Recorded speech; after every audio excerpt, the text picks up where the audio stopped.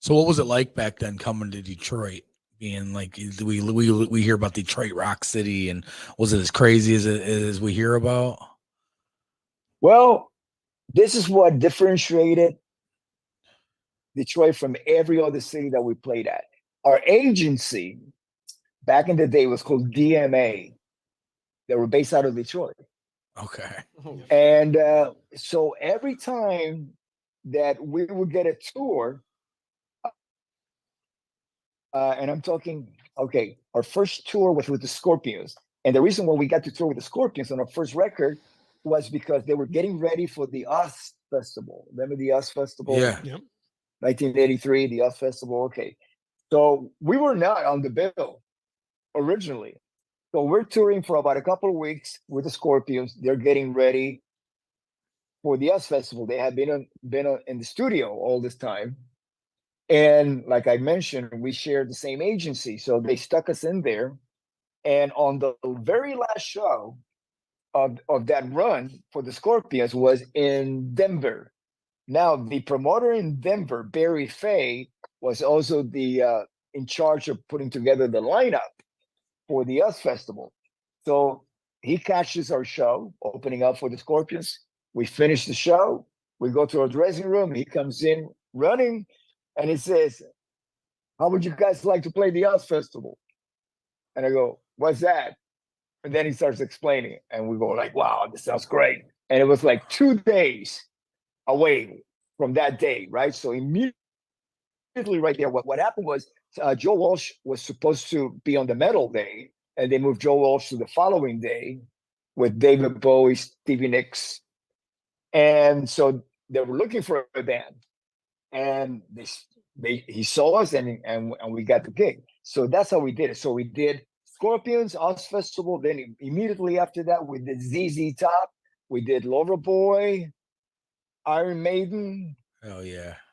and then Black Sabbath. And by Black Sabbath, we were number one, and we just kept going out the charts.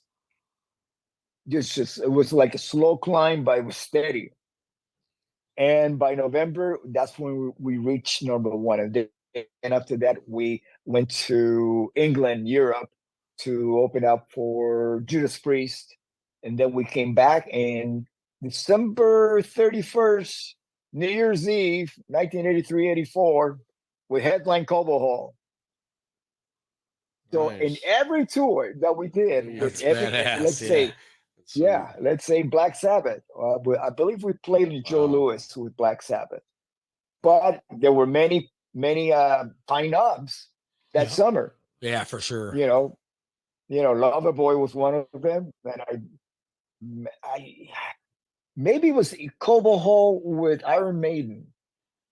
I don't think it was Pine Knob, Cobo Hall but used to be a yeah, great place to yeah, see those rock bands. yeah. So that year we played Harpo's. That was the first show we did in Detroit. Arbos. They played Cobo Hall, and then we played Joe Louis, and then we came Oh, back sword. and headline New Year's Eve, Cobo Hall again. You know, it's amazing you can remember all that. I can't Yeah. remember what I had for breakfast this morning, and you can remember 40 years ago. That's And nuts. that And, Yeah. I and you're able to articulate it. That's another thing. Already, I can't. most of the wrestlers can remember the date that they did this, did this. I can't remember who I worked last time. You know,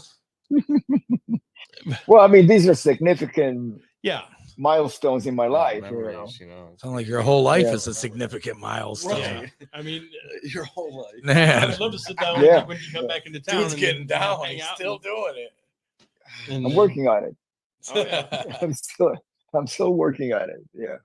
My Well, wife tells me we were talking a couple of days ago about certain things, and she says, "Yeah, I can see you. You're gonna die on stage with your bass on." that's okay. You know, I hate she, to say it. she gets it. She gets it.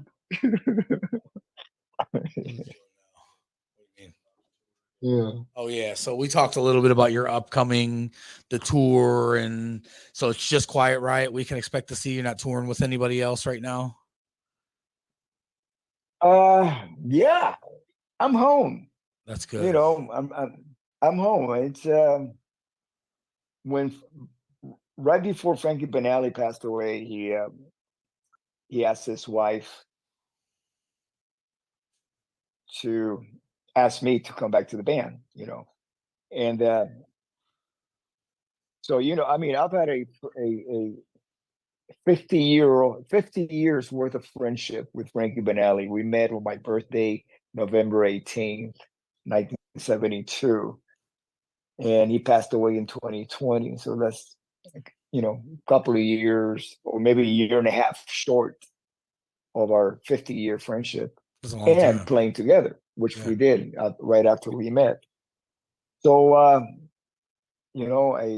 it's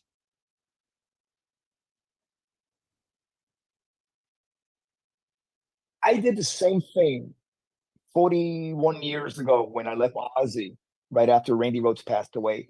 See, this is what happens. When I joined Quiet Riot in 1978, it was the first time that I was a part of a band that had a collective consciousness. I didn't know when I was touring in the Midwest playing in top 40 bands, it was just basically it was kind of like going to college. You're getting my chops up. I'm getting to learn how to work the stage, how to work the audience, how to create my identity as a musician, my sound, all those things. There no school's going to teach you that. You have to go out there and do it. I mean, not even nowadays kids have School of Rock, which is great, but I think School of Rock will prepare you for when you become a professional musician. So back then we had a huge gap, and that gap was the School of Rock was actually covered by playing teen dances and quinceañeras. They were like in Miami where I grew up. They were like sweet 16 parties, So you were not expected to be at a pro level, more like a good garage band level. And then then after a while you start playing clubs and you become more professional and so on. So by the time I joined Quiet Riot, the only purpose musicians were moved to LA like I did was to get a record deal. That's it. Why leave home if this is not what you want to do in life? Achieve this, become a professional touring recording musician.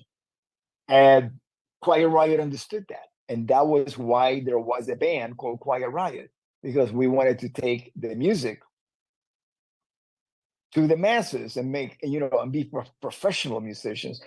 And at the core of that was Randy Rhoads. Randy Rhoads was the spiritual center of the band. And from Randy, who was born into a musical family, his mom and dad, music professors, they built literally built brick by brick the school called Musonia, which is still there in North Hollywood, in the Los Angeles area. It's called Musonia, and that's Randy. Randy could read music.